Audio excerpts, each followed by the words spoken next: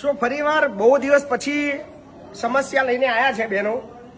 સમસ્યા આમ તો જો કે બધી ફોનથી સોલ્વ થતી હોય છે, પણ આ વખતે ડાયરેક્ટ બહેનો મારી પાસે આવી છે ફોન બંધ કર્યા વગર અને કહી રહ્યા છે કે એમનું શોષણ થઈ રહ્યું છે.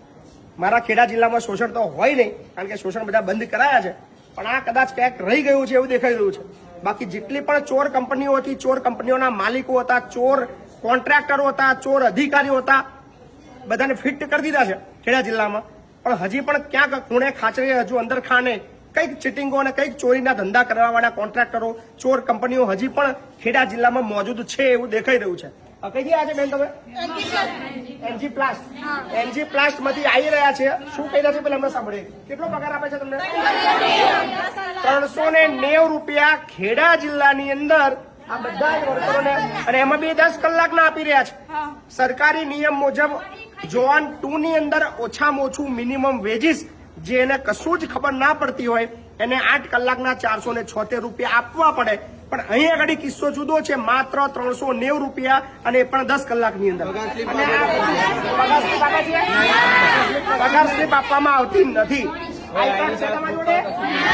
આઈ કાર્ડ છે નહીં, બોનસ છે નહીં. તો આ જે બધું દેખાઈ રહ્યું છે એ શરમજનક છે. જિલ્લાના શ્રમ અધિકારીને શરમજનક છે, જિલ્લાના કલેક્ટરને શરમજનક છે, એ તમામ લાગતા વળગતા અધિકારીઓ માટે કે તમારા જિલ્લાની અંદર તમે સાલાઓ નોકરી કરતા હોય, સરકારી પગાર ખાતા હોય, પણ એવું લાગે છે કે પગાર તો ખાતા છો એની સાથે કંપનીના હપ્તા બી ખાતા હોય એવું લાગે છે. કારણ કે તમારી છત્રછાયામાં આ લોકોનું શોષણ થઈ રહ્યું છે ખેડા જિલ્લામાં. આ લોકો એવું કહી રહ્યા છે એનજી પ્લાસ્ટમાં તો નોકરી કરે છે. આ બધા જ લોકો 10 કલાકના 390 રૂપિયા પગાર આપે છે.